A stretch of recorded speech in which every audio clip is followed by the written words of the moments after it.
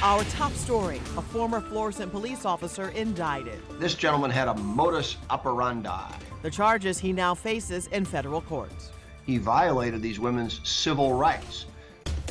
That officer is accused of stealing intimate photos from multiple women during traffic stops. Good evening, everyone. I'm Kelly Jackson. And I'm Mike Bush. We first started reporting those accusations 2 months ago. Today, a federal indictment against Julianne Alcala was unsealed.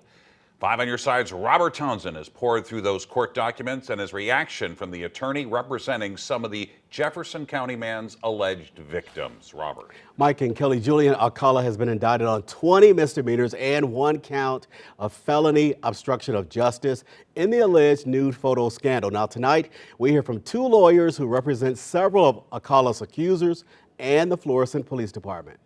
This is the 15-page federal indictment filed against former Florissant police officer Julianne Alcala on Wednesday. Alcala is accused of taking naked photos and videos from at least 20 women during traffic stops after asking for their insurance on their phones. These are all real nice, normal people who do what police officers say. Defense attorney Beavis Schock says the incident allegedly occurred between February and May in Florissant. The way this started was the FBI called the victims, and each victim said, well, I got pulled over and he took my phone back. Schock represents 6 of the women. He learned about the indictment against Alcala on Tuesday. I got a call from the U.S. attorney who knew I was working on the case. That was an inevitable part of the process.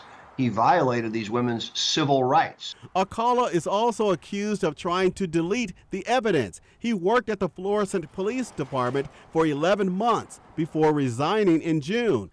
In a statement, the department said, "We are disgusted at this behavior, which is complete betrayal of the values we uphold and in no way reflects the professionalism and integrity of our dedicated officers." Attorney J.C. Pleben said the 4 victims we represent are beginning to see justice work. This is another avenue for these victims to get closure from the trauma they've endured. That he probably had in his mind something about getting power over people.